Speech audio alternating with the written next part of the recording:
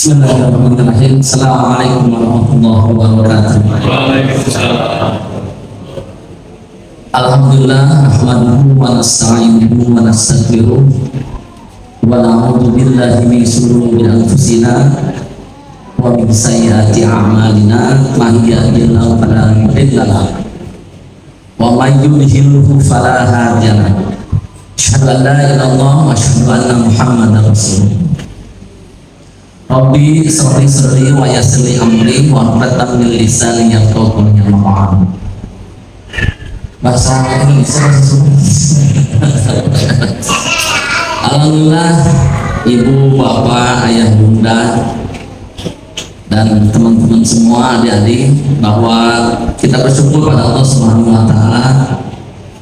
Allah sudah memberikan hidayah, Allah sudah memberikan umur, dan Allah sudah memberikan kesempatan bagi kita hari ini, pagi hari ini bisa berkumpul di masjid yang luar biasa. Salawat dan salam semoga disampaikan kepada Habibana wa Nabiyana Muhammad sallallahu alaihi wasallam, kepada keluarganya, sahabatnya, dan tidak lupa kepada para pengikut istiqomah sampai yang Pak Ketua RW, Pak Ketua RT, Pak DKM, dan masyarakat yang tidak bisa saya sebutkan satu-satu, bahwa hari ini acaranya halal bihalal tadi kita sekaligus gitu kan, bertemu dengan warga. Ibu sama bapak, kalau saya boleh bertanya, ya ibu lah, bapak bertanya, sebenarnya apa sih yang kita cari dalam hidup ini? Coba, apa sih yang sebenarnya kita cari dalam hidup ini? Ibu ada apa coba yang kita cari? Ibu punya suami ganteng, untuk apa? Ya, bapak punya perusahaan, kira-kira yang dicari apa? Apa ya? Cepat iman dan keluarannya ceramah. Jadi ibu sama bapak, yang dicari dalam hidup ini sebenarnya kalau saya baca beberapa literatur hanya dua. Yang pertama bahagia, yang kedua selamat. Itu ibu punya suami ganteng tapi tidak bahagia, ngapain? Mending punya suami ganteng dan bahagia. Bapak punya istri cantik tapi tidak bahagia, ngapain? Ya mendingan punya suami yang cantik dan bahagia. Ya, jadi yang dicari itu bahagia. Nah, pernah istri Nabi yang namanya Ummu Salamah ditanya oleh sahabatnya, ya Ummu Salamah, apa doa yang paling sering dipanjatkan oleh Rasulullah selama hidupnya? Itu pertanyaannya. Apa doa yang paling sering dipanjatkan oleh Rasulullah selama hidupnya? Kata Ummu Salamah, yang pertama ini ada di surat Al-Baqarah ayat 200. Ya, ada yang apa? Al-Baqarah ayat 201. Ada yang apa? Atau saya sebutkan kisi-kisinya. Rabbana atina fid dunya hasanah wa fil akhirati hasanah. Oh, ngomong dong dari tadi. Jadi yang pertama bahagia dunia dan akhirat. Islam ini ngatur kita bagaimana bahagia di dunia, bagaimana di akhirat. Yang kedua, doa yang sering dipanjatkan oleh Rasulullah SAW selama hidupnya itu ada di surat Ali Imran ayat 8. Ada yang tahu? Ada yang hafal? Nanya dewa, ceramah. Nah, saya kasih kisi-kisinya. Ini sering disampaikan di doa kita. Rabbana la tuzigh qulubana ba'da idh hadaitana wa hab lana min ladunka rahmah innaka antal wahhab. Jadi ini yang sering disampaikan oleh Rasulullah, bahwa kita meminta kepada Allah untuk tidak dicondongkan hati ketika hati kita sudah dikasih hidayah. Jadi tempatnya bahagia itu di mana? Di hati, ya. Tempat bahagianya di hati. Jadi kata beberapa filosofis gitu kan, kalau ingin kita ya gitu, jagalah hatimu bersih agar pikiranmu bersih. Jagalah pikiranmu bersih agar omonganmu bersih, dan jaga omonganmu bersih agar perilakumu bersih. Jaga perilakumu karena ini menentukan karakter, dan karakter itu menentukan nasib. Itu kata filosofi. Ya, kalau hati bersih, pasti pikiran bersih. Kalau pikiran bersih, omongannya akan bersih. Aduh, alhamdulillah ya, si Pak Agus sudah beli mobil baru, Ahmad, alhamdulillah. Ketemu dengan Pak Agus karena hatinya positif, hatinya bersih, pikirannya positif. Pak Agus, terima kasih, bersyukur ya Bapak bisa beli mobil baru ya, alhamdulillah, bersyukur Pak Agus. Omongannya jadi bersih. Coba kalau hatinya kotor, bersih Pak Agus, beli di mana kau bilang mobil? Hanya beli di mana? Korupsi teman. Apa orang yang gajinya separah? Apa sudah jin beli mobil mewah bawa dengan korupsi. Ketika hatinya kotor, maka pikirannya kotor, omongannya juga akan kotor. Ya, Bu Wiwin, Bu Susi ada punya suami. Ya, si Bu Wiwin banyak cantik tapi suaminya teh jelek pisan. Gitu ya. Ya, Mak. Ya. Tapi kalau hatinya bersih, pasti suaminya harus bersyukur ya, punya istri udah soleha cantik banget. Ya, kalau ketemu ngomong pikiran pasti bersih. Tapi kalau hati kotor, pasti dah si etamanya si Burwin mau bekas salati goreng di kapan bedog gitu teh pasti dah hartana tuh ngeskolot pasti pada sana kalau udah nyaho gitu. Jadi ketika hatinya kotor maka pikirannya kotor, omongannya juga akan kotor. Gitu. Ya, banyak hal yang memang kata Rasulullah SAW berasal dari hati, makanya sangat menentukan. Nah, ketika kita ingin bahagia, ada yang bertanya bahagia itu apa sih ciri-ciri bahagia? Ya, ciri-ciri bahagia itu yang bro di jurun bro di pantau ngalahin di tengah imah gitu kan, hartanya di mana-mana atau kumaha gitu. Nah, ada seorang sahabat Nabi, ngadoa nanti kieu Pak RT, ngadoa nanti di masjid nanti. Kata sahabat Nabi itu, ya Allah, gak apa-apa lah saya miskin di dunia gitu pun naon, susah di dunia gitu pun naon lah. Yang penting saya selamat di akhirat. Yang penting saya bahagia di akhirat. Gak apa-apa tidak bahagia di dunia pada sementara. Yang penting saya bahagia di akhirat. Doanya tuh selalu itu. Dengar sama Rasulullah SAW, kan Rasulullah tahu doanya teh ya, aduh ini salah nih doanya. Tapi kan Rasulullah luar biasa, tidak pernah ada tangan deh, aneh nggak doa salah ketemu itu doa teh. Tapi Rasulullah SAW, bulan kali apa ya Rasulullah? Penginkah aku tunjukkan dengan doa yang lebih bagus dari itu? Oh gitu ya. Penginkah aku tunjukkan dengan doa yang lebih bagus dari itu? Makanya tadi surat ya turunlah surat Al-Baqarah ayat 21, kata Rasulullah, ya Rabbana atina fid dunya hasanah wa fil akhirati hasanah. Kita harus bahagia di dunia dan di akhirat. Kalau bahagia di akhirat jelas masuk surga ya. Nah, bagaimana kalau bahagia di dunia? Nah, banyak persepsi sekarang bahagia di dunia malah mundur segala ayat mobil babalata sawah lega imah di mana-mana gitu kan. Eta bahagia. Termasuk sekarang penghargaan orang teh kemarin kan pulang ke lembur balik ke lembur ke Tasik apa gaya-gaya tuh kan mau apal mobil di Cileman gitu kan. Oh, Cep Larang sudah sukses di Bandung, tak apalin mobilnya menang nyicil aja ya. Oh, kenapa sukses? Karena orang teh ya seperti sekarang pernikahan teman saya ada kan pernikahan aja Jakarta. Sekarang mana di bisnis kan atau pernikahan ya jika orang-orang ada yang ya mau ada kan jadi saya jadi orang mengeluarin dia onangan tinggal siapa yang dionang? Oh si A, si B, si C dionang ya no bongkar pasti amplopnya deh amun si D, si C, si M atau dionang no ada miskin lamun anu miskin mahnya amplop lagi sumbangan anak biasa ngancep nah 5.000 ari dahar sate 20. Lamun orang menang jelema susah 10 orang menang duit dengan 50.000 beak sate seberapa?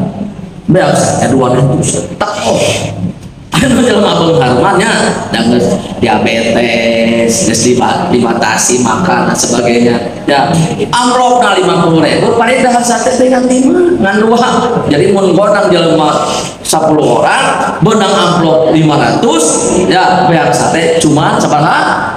Cuma 50. Jadi sekarang tuh semua pandangan orang dengan berkah. Nah kata Rasulullah SAW, sesungguhnya orang yang bahagia di dunia itu ada 7 indikator. Nah, saat begini juga jam selesai jam 11 lah. Ada 7 indikator. Yang pertama kata Rasulullah SAW, orang dikatakan di dunia hasanah ketika punya al-wajus soleh, punya pasangan. Kalau bapak punya istri yang soleh, ya kalau ibu punya suami yang saleh, ya bapak punya istri yang salehah, ibu punya suami yang soleh, itu dikatakan di dunia hasanah. Jadi ketika ibu punya suami yang membimbing sholat, soleh banget, tapi di dunia hasanah nomor 1 cirinya. Ketika kita punya pasangan yang soleh. Di dalam Al-Quran, ya, banyak contoh. Sering dikatakan ada 3 tipe keluarga. 3 tipe keluarga itu yang sering dicontohkan tuh, yang pertama adalah tipe keluarganya Firaun. Firaun kan orang apa? Firaun itu sampai mengatakan faqala ana rabbukumul a'la, kafir, tapi punya istri yang saleh, Siti Asiyah.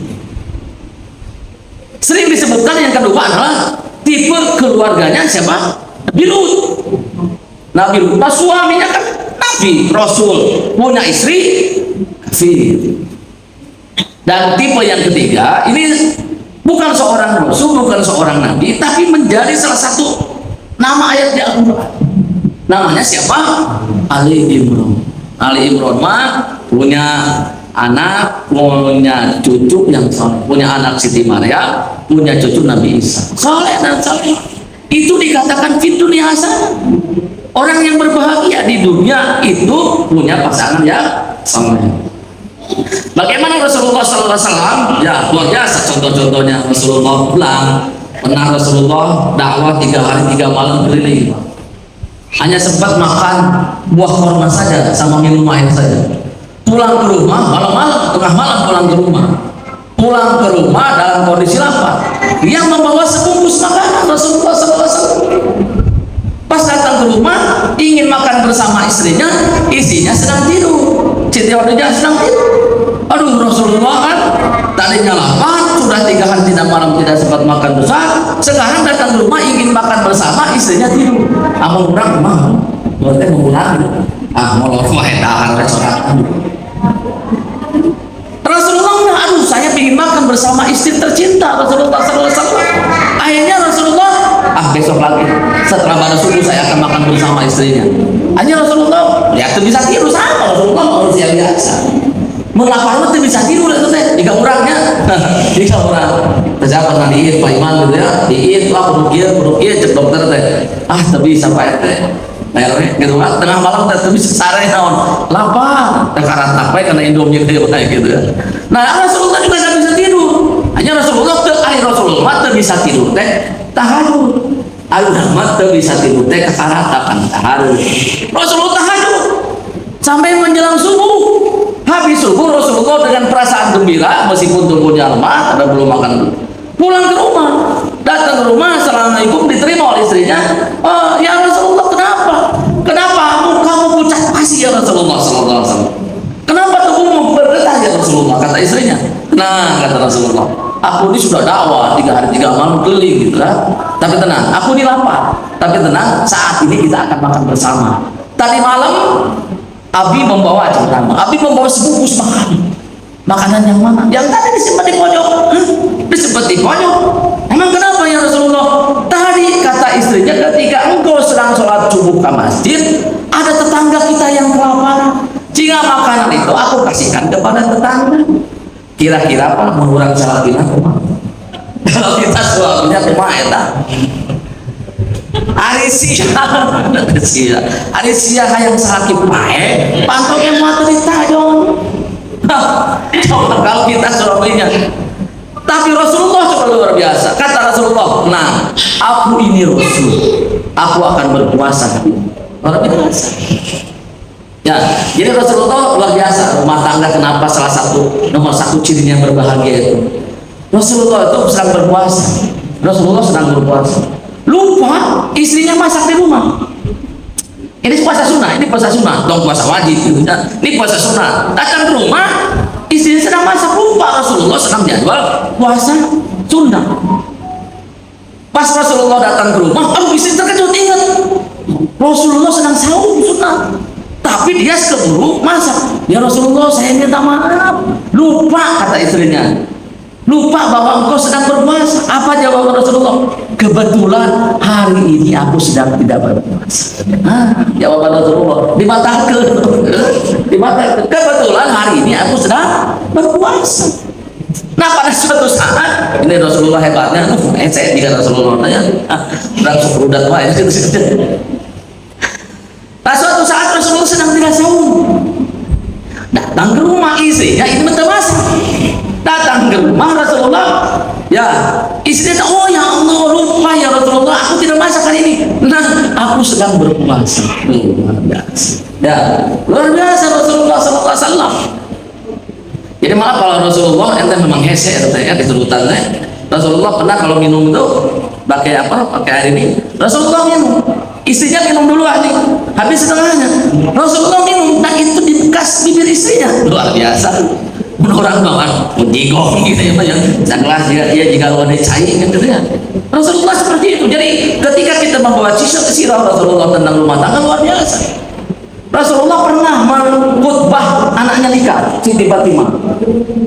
Fatimah nikah dengan Sayyidina Ali, dan khutbahnya langsung Rasulullah SAW. Kan biasanya orang mah diwakilkan ke UANA, ke mana, ke kasar tanah, ke DKM biasanya. DKM diklah PT, mengyebutkan yang dipernyerikan. Rasulullah itu khutbahnya langsung. Ketika itu Rasulullah khutbahnya begini, bawa benar Rasulullah. Coba yang satu dipegang oleh Ali, yang ujung satu dipegang oleh Fatimah. Kata Rasulullah, nah sekarang dikhutbah, tarik kali benang itu. Dan Fatimah kamu ulur benang, ditarik kembali, ditarik, diulur oleh Fatimah. Rasulullah nanya kepada Sayyidina Ali, wahai Ali, bagaimana benang itu? Putus gak? Enggak ya Rasulullah. Kenapa tidak putus? Kata Rasulullah kepada Sayyidina Ali, sebab ketika ditarik oleh saya, kata Ali, itu diulur oleh Fatimah. Rasulullah nanya kepada Fatimah, bagaimana Fatimah, benang itu putus gak? Enggak ya Rasulullah. Kenapa? Sebab ketika ditarik oleh Kang Ali, diulur oleh. Nah, yang kedua kata Rasulullah, sekarang kamu Fatimah yang narik dan Ali kamu yang ulur. Tarik ke Fatimah, wah Ali diulur. Rasulullah bertanya, wahai anakku tercinta, bagaimana benang itu? Putus gak? Tidak ya Rasulullah. Kenapa tidak putus wahai anakku? Sebab ketika ditarik oleh saya, diurut oleh Kang Ali. Rasulullah nanya kepada Sayyidina, aku mali benang itu teh. Putus dah henteu ya Rasulullah. Kenapa putus? Sebab ketika ditarik oleh Fatimah, saya diulur. Nah, yang ketiga kata Rasulullah, sekarang Ali kamu tarik, Fatimah kamu tarik. Tarik mana? Enggak benang teh. Bagaimana Ali benang itu? Putus ya Rasulullah. Kenapa putus? Sebab ketika ditarik oleh Fatimah, saya tarik. Rasulullah nanya ke Fatimah, bagaimana Fatimah benang itu? Putus ya Rasulullah. Kenapa? Sebab ketika ditarik oleh saya, ditarik juga oleh Kang Ali. Kata Rasulullah, itulah rumah tangga. Ya, wahai Fatimah, ketika suamimu marah, kamu diam Fatimah. Wahai Ali, ketika Fatimah marah, kamu diam Ali. Sebab kalau dua-duanya marah, maka seperti pedang, putuslah rumah tangga. Hari contoh mau babari gitu. Contoh sirah mau babari. Beda tuh. Yang orangnya, orang masih pengantin baru, ya, baru nikah. Oh, dunia serasa milik berdua ya. Bahasa dia di mama, papa, yayang keluar. Jalan-jalan gitu kan. Bahasa pengantin baru, berjalan, ditajong istrinya teh, ditajong. Aduh, nggak apa-apa kakinya. Gitu kan. Gitu. Ngobrol, nah itu teh wajah teh, mama bos, nah mungkin aja. Pokoknya budak di lo pas ya lumbas barang mas yola terketik atau bapak tidak itu terbang di tajong ini wah ambil di tajong ya ya tuh lembang nah lain bawa saya kalau lain mana malam mertua aku terdoa terus saya berpasnya ayo mana emang pun amak teh tidak gitu mana jika minta orang jika itu kok mana berdoa terus lagi kapal bawah ya rumah tangga Rasulullah memang tidak mudah tapi bisa dicontoh karena Rasulullah adalah manusia biasa. Bagaimana Rasulullah ketika menerima wahyu yang pertama Rasulullah ya menerima wahyu yang pertama itu Rasulullah menerima apa Iqra baca di Gua Hira. Bapak yang pernah hajar sama umroh kan tinggal itu jauh ya di luhur tak Gua Hira itu ketika sedang berujlah Rasulullah menerima wahyu Iqra rawas Rasulullah suruh baca rawas nah yang namanya rawasnya Rasulullah lari turun turun apa bahasa Indonesia turunnya sebu ya teman terkesan tertuturubun gitu kan Rasulullah terturubun langsung Rasulullah berselimut Rasulullah menggigil badannya datang istrinya Rasulullah diangkat jadi Rasul umur berapa tahun 40 tahun istrinya waktu itu udah berapa istrinya waktu itu sudah 55 tahun karena Rasulullah nikah itu ketika umur berapa tahun 55 tahun istrinya sudah 40 tahun jadi ketika Rasulullah 40 tahun istrinya sudah 55 tahun sudah ya di atas 50 tahun jadi ketika itu Rasulullah sudah 40 tahun dari wahyu sudah menggigil ketakutan datang istrinya apa yang dikatakan pertama kali oleh istrinya ya habibi apa Pak betul? Wahai cintaku, wahai sayangku, ayah naon. Dia sampai turun seperti ketakutan. Itu bahasa istrinya.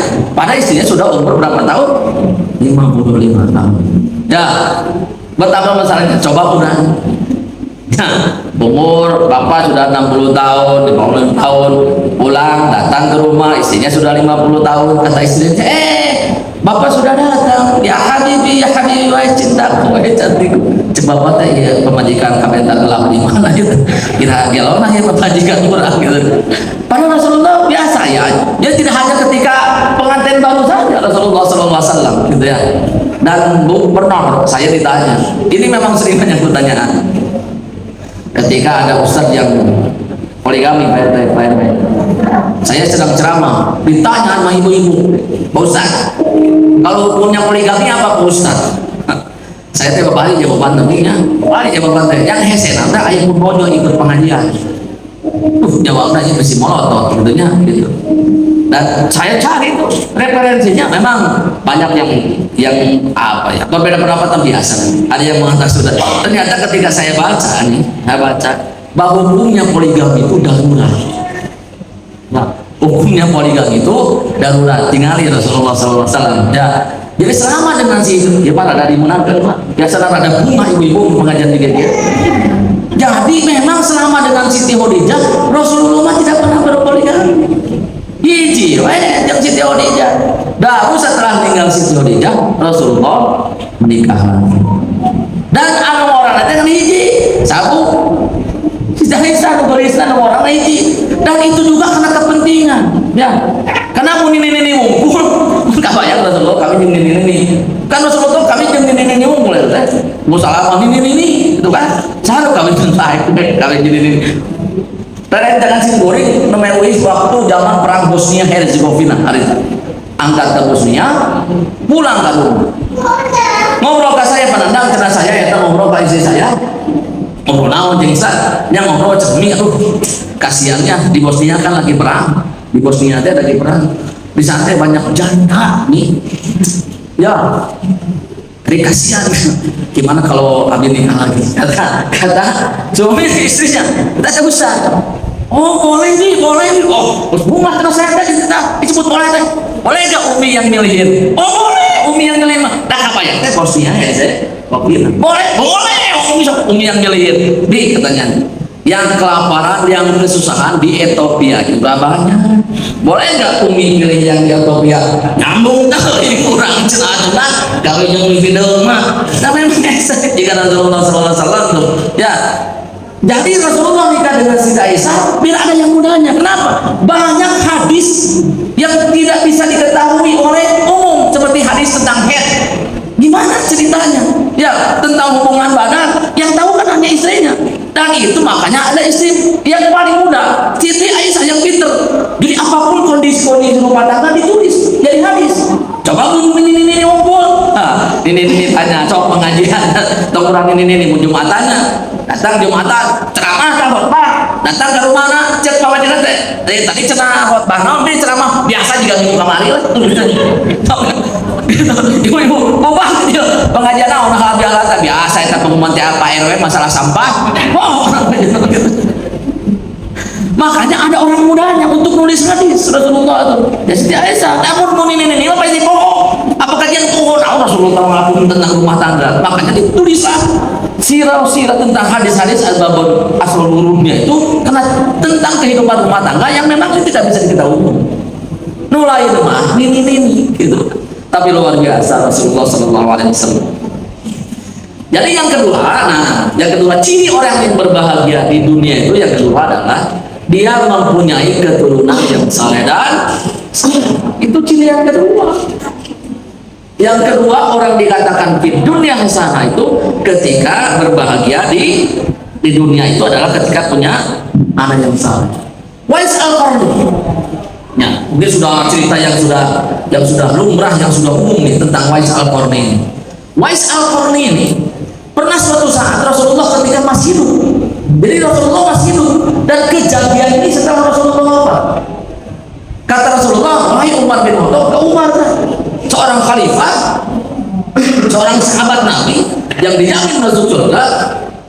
Wahai Umar, kalau nanti suatu saat kamu bertemu dengan yang namanya Wais al-Qarni bin Amir dari suku Murad dari Yaman, kamu minta didoakan kepadanya, kamu minta diampunkan kepada Allah kepadanya. Itu cirinya begini, bapaknya Amir, suku Murad, orang Yaman, dan kata Rasulullah nanti Umar ada bekas kusta. Ya kurang masa bengol 100 lah ya. Ada bekas kusta. Nah kalau kamu ketemu dengan orang ini, minta. Udah itu cerita Rasulullah. Rasulullah apa? Sayyidina Umar juga hampir lupa tuh dengan cerita itu. Nah suatu saat Umar mendengar ada kafilah dari Yaman yang sedang berdagang menginap di Madinah. Ingat ke cerita Rasulullah. Dulu Rasulullah pernah cerita kalau ada dari kafilah Yaman, kamu datangin. Siapa tahu ada yang bernama Murad bin Amir. Datangin tuh sama Umar. Ini dari mana nih kafilah? Kata Umar. Oh, habis sudah di Yaman. Oh, Yaman dari suku apa? Murad. Nah, saya dia dari Murad. Ini kena nih ciri-ciri menurut Rasulullah. Kata Umar, adakah di antara kamu ini, antum ini yang namanya ya, Al-Qarni, Wais Al-Qarni? Ada yang ngomong, saya katanya, saya Wais al-Qarni. Rasulullah apa? Umar itu belum percaya. Sebab ini orang hebat. Ya tahu, ya saya Wais al-Qarni katanya gitu. Ah, ya Wais al-Qarni di mana? Di tukang sayur ya mana? Ya, belum percaya. Kamu bapak kamu siapa namanya? Berarti dua ciri sudah ada. Murad, namanya Wais al-Qarni. Kamu bapak kamu siapa? Kata Umar. Bapak saya Amir. Oh, begitu dekat Umar. Ya jika aja tiga ciri sudah kenal nih. Wais al-Qarni bin Amir dari suku Murad. Jangan-jangan orang belum percaya. Kenapa? Sebab ini istimewa orang ini. Coba boleh nggak ke depan? Kata Umar bin Khattab. Ya, ke depan Wais al-Qarni bin Amir tuh. Coba saya lihat di tanganmu.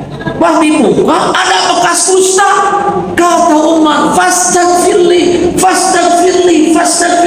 Minta ampunkan saya, Wais al-Qarni. Hebat ini orang. Ternyata apa ceritanya? Kenapa Wais al-Qarni ini hebat? Sebab Wais al-Qarni adalah anak yang sangat taat kepada ibunya. Ya, jadi cerita yang sudah sangat terkenal. Pernah menggendong ibunya, ya, dari berangkat ke haji, jaraknya itu hampir 800 km kan. Kalau 800 km kira-kira mungkin jarak Surabaya Jakarta kalau sekarang ya. Itu ibunya digendong. Ibunya sudah lumpuh, diurus, dibangunkan, dimandikan, disuapi begitu. Ya. Meskipun pernah bertanya sahabatnya, Ya Rasulullah, ibuku sudah lumpuh, aku yang menjadi kakinya. Ibuku sudah tuli, ya, tapi aku yang menjadi telinganya, pendengarannya. Ibuku sudah buta, tapi aku yang menjadi untuk jalannya. Apakah aku sudah termasuk orang-orang yang berbakti kepada kedua orang tua? Kata sahabat Nabi, nah, belum termasuk. Sebab katanya gitu, belum, kamu tidak termasuk tetap berbakti kepada kedua orang tua. Sebab kalau kamu punya orang tua yang sakit, saya pernah ditanya ini ketika ada pengajian ibu dokter nih ya di Jalan Banda. Ya ketika ibu sakit, ketika orang tua sakit, ya coba doa Anda apa? Kata sahabatnya, Anda tuh pasti merasa beban, ya. Ini kemana hese, kali itu hese, rumah orang tua di rumah, selama tuh. Jadi dalam hatinya tuh beda ketika kalau ibu anak yang sakit. Coba bayangin bapak punya anak sakit. Aduh, saya pernah pengalaman Pak, anak saya yang kedua itu, maka sebenarnya pada KM saya itu jadi penceramah itu bukan ya hanya untuk ngumpulin apa ya, mudah-mudahan ada amalnya, karena saya juga khawatir diuji coba. Mbak Ira ya tahu ya, sama Pak Irman dulu teman saya di kantor lama, anak kedua saya meninggal dunia itu umurnya 2 tahun 1 bulan, sedang yang cerah panon lah lucu-lucunya dan tanpa sakit yang lama. Saya pulang jam 10:30 malam dari kantor, dari pabrik Pak Irmannya dulu. Sama si main cetak bola sama saya. Mau tidur, cek si Umi teh ada hana ceria si Sam. Kasih minum apa? Jam 3 saya bangun, ke air, ya udah wudhu sambil pakai sarung. Lihat anak lah, nangkuban tidurnya teh. Mau saya dibangunkan gitu di bawah itu, gerak semua. Ya ini kubang gerak semua. Ini sudah biru, saya kira sek nih ya. Dibangunkan, saya langsung bawa ke rumah sakit. Saya terus tetangga sebentar yang nggak punya kendaraan, anterin ke rumah sakit. Datang ke rumah sakit, kata dokter jalannya, Pak sudah meninggal. Malam setengah 11 sudah pola sama saya. Saya bilang ke dokter, dok, dari penyakitnya apa? Dan ini tidak sakit. Apalah bahasa Amerika, pokoknya mau dari saya kayak bahasa Amerika. Anak bapak kena tidur telat, nangguban tuh bisa mati. Jadi kehabisan apa? Kan sudah 2 tahun 1 bulan. Nah, sekian itu alasannya. Ya Allah, saya sering mimpi. Ya, saya sedih Mak. Dan saya teringat 2 minggu sebelumnya, nah itu ceramah berat mudah-mudahan tidak ada. 2 minggu sebelumnya saya ceramah di Masjid Al Muhajirin di Shekalwa. Ceramahnya judulnya kesabaran menghadapi kematian. Mama tahan teh bapak, amun istri mau cing sabar. Ibu, amun suami meninggal cing sabar. Amun budak meninggal cing sabar. Kemarin bisa kita pas ceramah 2 minggu kemudian anak saya meninggal dunia. Waduh, parah. Untungnya teh bapak turang teh aya ustaz. Lah kita punya lingkungan yang soleh-soleh teh penting, punya lingkungan yang kompak, yang soleh itu penting. Ketika saya sedang sedih luar biasa, saya bawa anak saya dari rumah sakit itu. Saya pakai ambulans karena gak ada kendaraan. Saya duduk di belakang, Umi depan aja. Istri saya udah pingsan, saya duduk di belakang. Itu lagi digendong di belakang di ambulans. Nah, si Ade sih gak seri teh, Dek. Naon deh. Kita teh Pak, cok saya. Termahut kena imah, kamu deh. Itu di dalam ambulans. Datang ke rumah, maut dengan budak teh. Datang ke rumah, saya mandiin. Saya Pak tahu cara memandikan jenazah. Hanya sampai sekarang yang pernah saya mandiin hanya 2, anak saya dan ibu saya. Yang lain pun tidak pernah saya mandikan. Sebetulnya Pak RT. Jadi mengenai pengumuman di tetangga teh jam 1, innalillahi inna ilaihi terus pupus iya. Mungkin biasanya aku teh disamper Pak Haji. Pak Ating, Pak Ustaz, ayo, Pak Ating dipayun, nyusul. Saya bangun, saya datang ke langsung udah namanya. Amal gitu Pak Ating mulu, pas barang dia, suami Pak Ustaz, Pak Ustaz, teraskan, Pak Ustaz. Nah, aduh, manian jelma mau, aduh, pernah, manian, pas kita hirup dulu. Jadi hanya 2 ibu saya dan anak saya mandiin ketika anak saya mandiin. Usahakan, nah jika seri acan maut gak ada apa-apa. Teteh saya yang biasa tukang ceramah ke orang lain ya, jadi memang luar biasa lah. Makanya saya ceramah itu sebenarnya ya Allah mudah-mudahan tidak diujikan yang saya tidak mampu, hanya penting ingin mengumpulkan amal saja gitu. Jadi ada kata Ustaz nendang cenah Jadi kamu teh sabar teh bukan ketika kamu sedang berceramah. Sabar itu adalah ketika kamu bertemu dengan masalah pertama kali. Nah itu namanya sabar. Aduh ya, untuk ayah ustaz dah kaibut katakan. Jadi ampun, karena kesolehannya dia. Ya. Kata ibu dokter itu yang bertanya, saya jadi kata ibu dokter yang waktu di jalan itu dokter spesialis, ibu-ibu ngumpul. Pak Ustaz boleh gak gini, kan saya sibuk ya, saya teh sibuk, banyak pasien, spesialis loh, kayak profesor, dokter gitu. Saya teh terlalu gimana ya, kan lebih baik kalau daripada ibu saya di rumah, kan gak ada yang ngurus, Pak Ustaz. Kemudian saya titipkan biar nyaman dan senang, saya titipkan ke panti jompo. Kan secara logika jika asup dah. Nah, daripada di rumah awal ngurus, maniku saya dititipkan dan bayarnya jutaan. Namanya dokter spesialis. Dia keluarkan jutaan pokoknya ke panti jomponya. Ibu saya pengen apapun dikasih fasilitas luar biasa dikasih nanti. Pokoknya nyaman, harus nyaman. Coba tanya. Ya, saya pernah datang ke panti jompo. Nah, saya datang ke panti jompo, ibu-ibu, fasilitasnya luar biasa, TV mewah, makan tinggal makan, pokoknya semua aja. Saya tanya ibu-ibu, apakah ibu-ibu bahagia di sini? Gak ada, kita gak ada yang bahagia. Satu-satu saya tanya gak ada yang bahagia. Semuanya pinginnya apa? Ketemu anak. Pinginnya ketemu anak. Coba bayangin ya, saya ketemu dengan salah satu manajer telepon. Maaf kalau bisa disebut manajer BUMN, luar biasa suksesnya. Dan dia ngomong ke saya, benernya jasa kolom mau balas. Jasa kolom mau balas, nah, emang pun ojek. Jadi nyadar gitu mana? Aduh, nah, hari itu saya ngobrol, nginong di ibu saya. Saya datang ke rumah ibu tuh udah saya bangunin rumah, udah saya kasih mobil, kasih pembantu, mana malas, mana non kaya ibu saya keturunan beli emas, oke, beli non, oke, mobil aja udah gitu. Nah malam itu saya datang ingin ngobrol biasa lah dari kantor datang ke rumah ibu saya. Mama sehat mah, alhamdulillah. Mah, ada yang ingin balas jasa mama, sok mama ingin apa lagi mama? Mau beli emas lagi gak? Atau mau apa? Mau beli mobil lagi atau mau beli rumah lagi? Sok ade beliin lah mak. Ade pingin balas jasa mama. Tetap teman saya. Apa jawabnya? Mungkin deh jasa mama kabar. Itu ade mau pingin balas jasa mama. Kata ibu saya, kamu cenah malam ini jangan pulang ke rumah. Telepon istri kamu mau nginep di rumah mama. Hanya saya telepon ke istri. Mah cara mau nginep di si mama itu mah malam ini mah ya pingin maturan gitu. Ayo saya nginep di rumah ibu saya. Itu nak jam 10, ayo saya tidur. Di rumah, ayo balik ke mama. Atuh mama tuh mah cenah. Orang sepadak dikit, ayo jeung mama orang tidur. Sakasur bareng, orang nostalgia cek mama. Tidur tuh bareng. Tandang orang eksare di dongengan. Dongeng si kancil jeung kura-kura. Percis di zaman bahwa saya terletih. Si kancil kieu kura-kura sampai kasar ya hendak cari. Jam 3 dini hari saya terdengar tersare, tapi saya terdengar ibu saya sedang tahajud.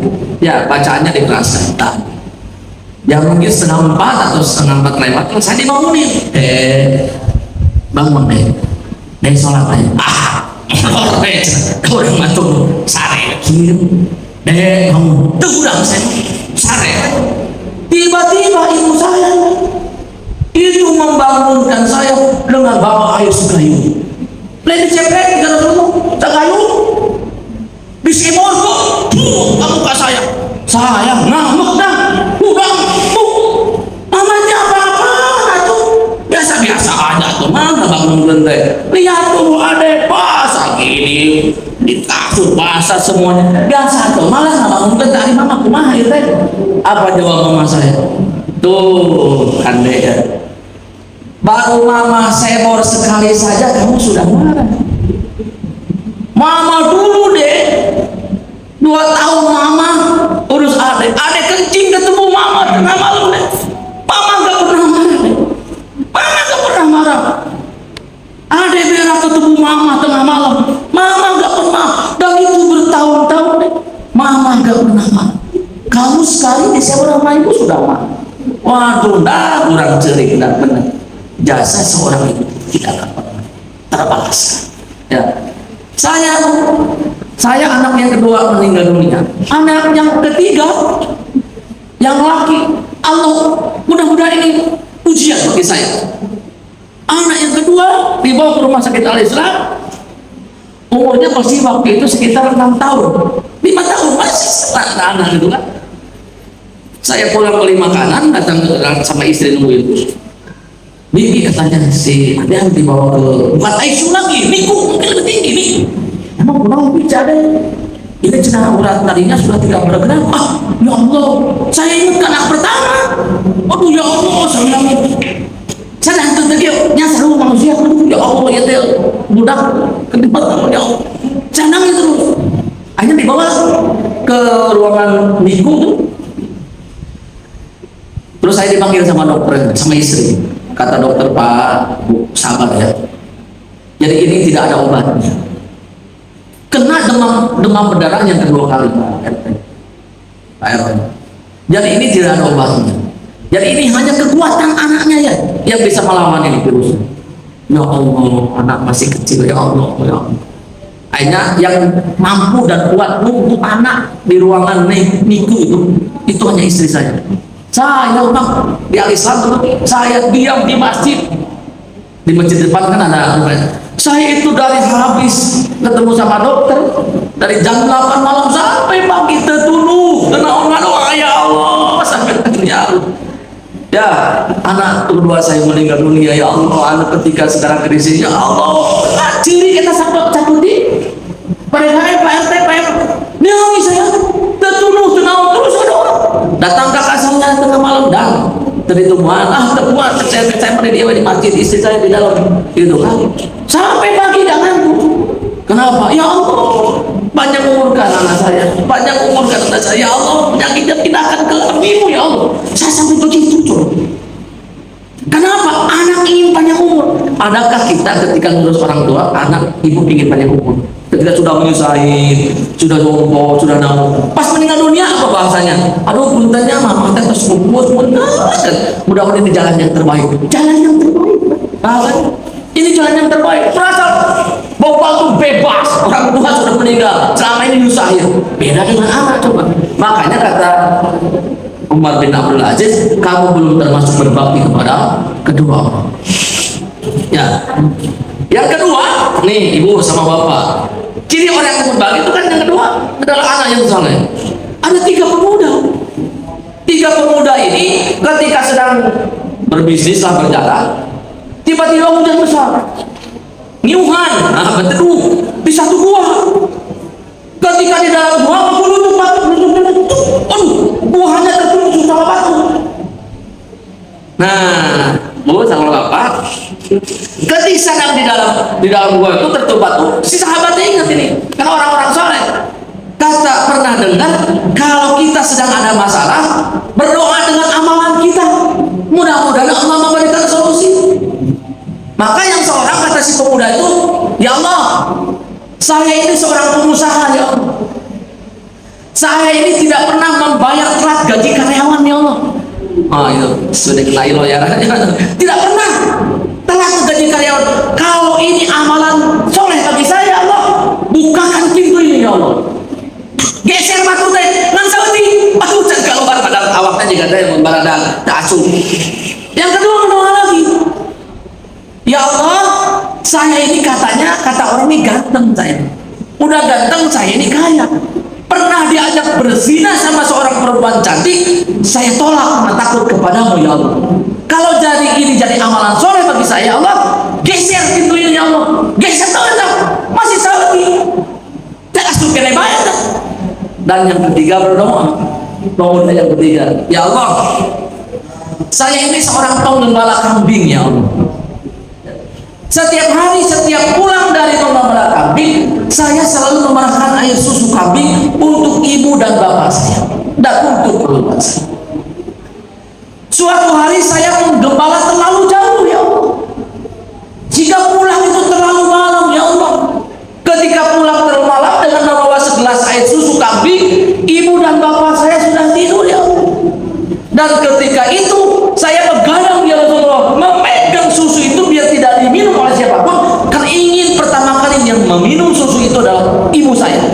dan bapak saya. Tengah malam ya Rasulullah, ketika saya pegang air gelas susu itu, anak saya bangun, haus minum lagi saya. Saya gak dengarkan anak saya, karena saya ingin pertama kali yang minum air susu itu adalah ibu saya. Itu kata bapaknya. Saya tungguin tuh anak saya keren, saya biarkan. Jam 3 pagi ibu saya bangun, kemudian saya kasihkan susu itu, dan setelah itu anak saya minum susu itu. Ya Allah, kalau ini jadi amal soleh bagi saya, bukakan pintu gua ini ya Allah, menggelinding itu batu. Ya, menggelinding itu batu. Jadi kalau kita punya masalah di pekerjaan, di tempat kerja, bisnis kita masalah, jangan jauh datang ke dukun, ke peramal, datang pengsul, meskipun beda keyakinan lah gitu kan, datang ke peramal, atau datang kepada ustaz. Oh ustaz, nanti kumaha ya teh ustaz dan sebagainya. Kalau cek ustaz teh loba ibadah kita bener. Tapi jika salah pantau ya, pantau nak kuduna belah wetan ya, iya belah kulon ya, tidak pantau nak. Jadi harta datang ke kiai, datang ke ustaz. Kalau punya masalah, datang kepada ibu kita, datang kepada bapak kita kalau masih hidup. Kita minta doa, itu justru yang lebih hebat. Saya pernah hadir di satu seminar pengusaha sukses. Omset yang tadinya hanya 200 juta per bulan menjadi tiba-tiba 2 miliar. Bagaimana kiat-kiatnya? Orang teh sebagai bisnis kadang-kadang, ayah kan dia kemarin 200 juta, tiba-tiba jadi 2 miliar per bulan. Seminarnya di Hotel Sukajadi dekat Parisan Japa. Dulu belum ada Parisan Japa, Hotel Sukajadi. Datang saya tungguan, telat lagi 2 jam. Telat 2 jam, dapat penasaran aja tungguan. Telat 2 jam datang. Ya, ketika datang hanya kumpul di ruangan di Hotel Sukajadi. Dia ngomong gini, ngomongnya cuma berapa? 15 menit. Waduh, nggak setelah 2 jam ditemuan, cuma ngomong 15 menit. Dia pembukaan kata dia, terima kasih, maaf saya telat datang terlambat karena macet di Jakarta.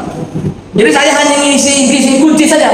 Kenapa saya sukses? Yang tadinya omsetnya 200 juta menjadi 2 miliar, saya ingin kasih satu tim aja. Dan itu memang kuncinya. Saya tidak ada kunci lain. Kata dia, jangan pernah sakiti hati ibumu. Sukses. Meskipun orang tadi naik ke wajah itu ketuaan, ngomong sakti. Tapi ketika mengatakan jangan pernah sakiti hati ibu, itu pun cesak saya bro. Orang teh tunggu pada saya, ya Allah, pada orang tanya masalah teh. Jangan-jangan orang tua kita pernah sakit hati sama kita. Jangan jauh-jauh di keluarga saya, Bu, di keluarga saya. Ya kalau saya boleh membandingkan, mudah-mudahan benar ya. Karena hanya saya melihat kakak saya terbesar dan kakak saya kedua. Kalau secara dunia, yang kedua ini lebih sukses. Ya, malah sampai jadi ketua umum Kadin Jawa Barat. Oh sukses lah segala macam. Yang pertama ini Pak susah. Padahal kalau secara kuliah, secara organisasi, kakak saya yang pertama itu lebih jauh. Organisasi lebih jauh, lebih strategi lebih jauh dibanding yang kedua. Kita pernah berbuku bertiga pun awacaranya orang kecil kita ini cek sama. Hari mana yang sedang sukses yang secara dunia ini. Saya hanya melihat begini pandangan saya, karena kakak saya kedua itu, waduh, ibu saya itu waktu masih hidup Pak, dia paling baik. Ngediri rumah di kampung saya cuma 53 juta, dia mah 50 juta. Kakak saya memberesin segala macam. Apapun yang diminta itu. Ketika saya kan kalau kerja dulu di juga, cek ibu saya pulang dah, lumayan lah, cuti lah. Kakak saya yang kedua Pak, dipanggil ibu balik langsung. Gak ada waktunya dah, pokoknya hidung balik orang mah. Aja dipecat air lah, gitu. Ini sukses Pak. Baik banget kepada ibu saya. Yang pertama ini Pak, memang pernah membentak ibu saya. Jadi terbentak ibu saya, karena ibu saya ngomong nih. Nah, orang pada ibu cenah ada nyeri hati usia yang di amak juga gitu. Memang mungkin ada yang mengesalkan, tapi di amak nyeri hati. Yang saya banget. Jadi memang gak usah jauh-jauh lah. Kalau ibu sama bapak sekarang masih punya ibu sama bapak, ya di rumah, aduh itu teh apa bahasanya teh bintang yang luar biasa. Ya itu doanya. Saya sekarang pulang ke Tasik, kemarin pulang, jarang pulang ke Tasik sekarang. Apa? Dulu mama yang pulang ke Tasik, meskipun saya sudah punya anak, punya istri, selalu doa dari ibu tuh, mane sing soleh, tompo sholat, tompo ngaji, sing sukses manehnya di mana? Teh selalu ada, meskipun orang sudah badan juga kia. tak usah diain teh tak ya mah datang kalau mau teh sepi teh doa. Jadi itu padahal luar biasa, doa yang luar biasa gitu ya. Anak yang soleh itu luar biasa. Yang banyak cerita ini sebenarnya, banyak cerita tentang kesuksesan bahwa kita termasuk orang-orang yang kalau punya anak yang soleh itu adalah orang yang ciri berbahagia di dunia gitu ya. Yang kedua, yang ketiga terakhir, sudah jam 11 ini ya. Jadi yang ketiga adalah orang yang berbahagia di dunia sana itu adalah ketika dia mempunyai harta yang halal, syukur banyak, ada yang dibalikin ya. Yang penting banyak halal belakangan. Justru kata Rasulullah, ciri tiga yang berbahagia itu adalah dia mempunyai harta yang halal. Syukur banyak, udah halal banyak, luar biasa. Ya, ini pernah Syekh Adham bin Adham, ya, Syekh Adham bin Adham seorang generasi tabi'in ya Rasulullah SAW.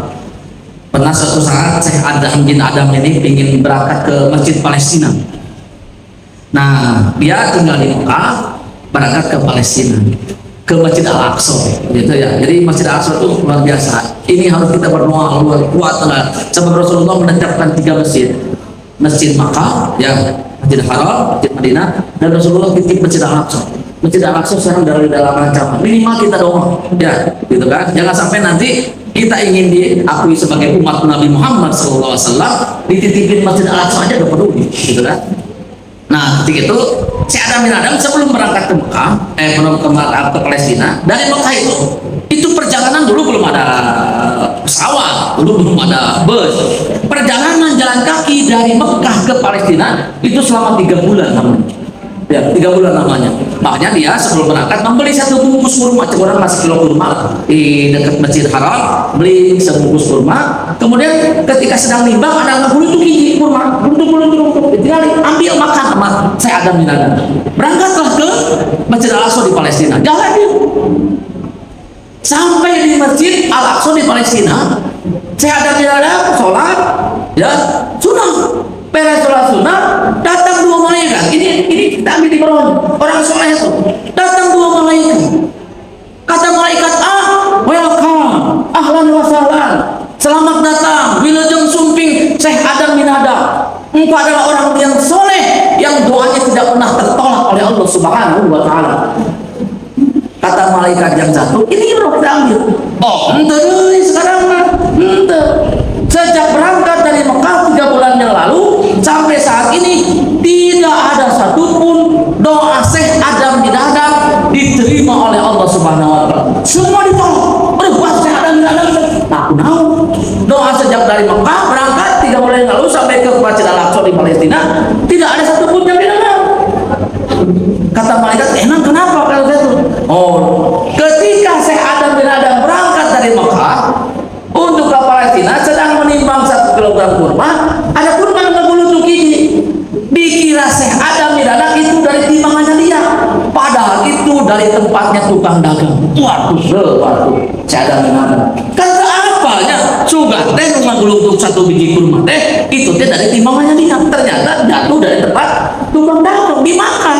Tidak sengaja. Aduh, gara-gara itu doa saya tidak didengar oleh Allah Subhanahu wa Ta'ala. Akhirnya apa? Syekh Adam bin Adam memutuskan untuk balik kembali ke Mekah. Balik ke Mekah Syekh Adam bin Adam. Berapa lama? 3 bulan lagi. Datang ke Mekah, keliling cari tukang dagang kurma yang 6 bulan yang lalu dagang di pinggir Masjid Haram. Dicari-cari tidak ada. Ketemulah sama tukang dagang kurma yang lain. Tapi ini mah masih muda. Tanya oleh Syekh Adam, jam bapak teh baheula pernah beli kurma ya? Dia bisa sih bapak teh beli kurma 1 kilogram kurma. Ada orang muda gana ke mananya ya? Orang yang mana kata si anak muda tuh? Orang ciri-ciri begini, rambutnya putih, mau cukurannya, ciri-ciri nakil. Oh, itu waktu bapak saya. Bapak saya, ya tuh cenah bapak kamu mah. Emang kenapa? Diceritainlah sama Syekh Adam bin Adam. Saya itu dulu 6 bulan yang lalu ketika berangkat ke Masjid Al-Aqsa ingin jalan menimbang 1 kilogram kurma. Ada 1 biji yang jatuh, saya kira dari tempat timbangan saya. Ternyata gara-gara doa itu aktualnya adalah dari tempat dagang bapak Anda. Akibat 1 kurma ini doa saya ditolak oleh Allah Subhanahu wa Ta'ala. Jadi istri saya ingin minta dihalalkan satu biji kurma itu. Di mana bapak sekarang tinggal? Oh, bapak saya sudah meninggal dunia. Meninggal dunia. Nah, kalau bapaknya sudah meninggal dunia, kita bisa minta dihalalkan kepada anaknya. Kalau gitu mah, saya ke adik saja. Saya minta dihalalkan yang satu biji kurma yang termakan tidak sengaja oleh saya dari tempat dagang bapak anak untuk halal. Kata anaknya, atau cuma satu biji mahal, cuma tuh babali teman. Tapi namun anaknya ya 11. Saya halal, bisa 10 kan? Saya halal, tapi nggak tahu yang 10. Akhirnya si Adam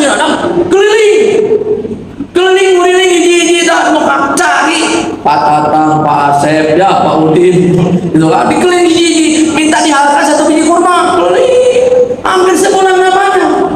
Beres keliling, semua sudah dihalalkan. Si Adam dan kembali balik lagi ke Palestina.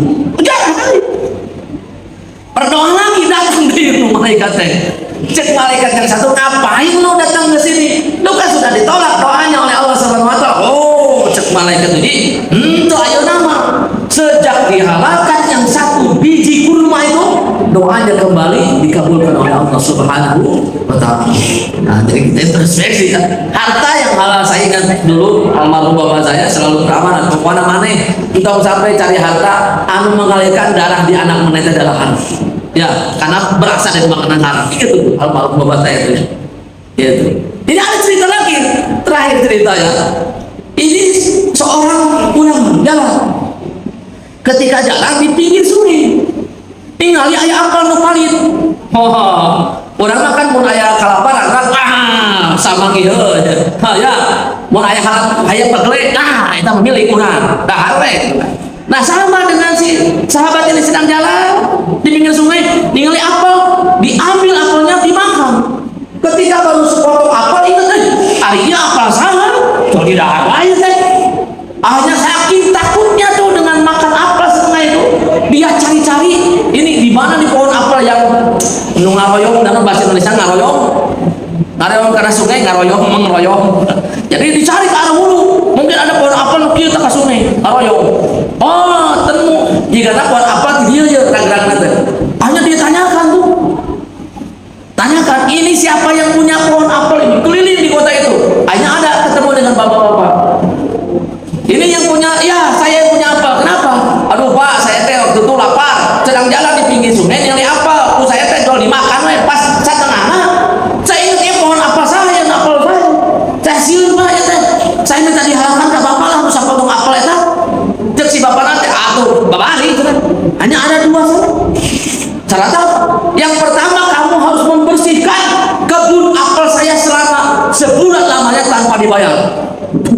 Gara-gara sepotong apel itu mana ya perlu gawe, dan itu teh hektaran, kebunnya teh hektaran, harus dibersihkan selama sebulan dan tanpa digaji. Tapi saking ingin dihalalkan tuh satu potong apel itu, dia oke, saya kerja sebulan kerja.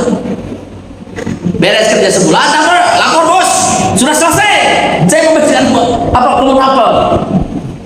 Kata si bapaknya, oke, tapi ada 2 yang syarat yang kedua. Syarat yang kedua, kamu harus nikah dengan anak saya.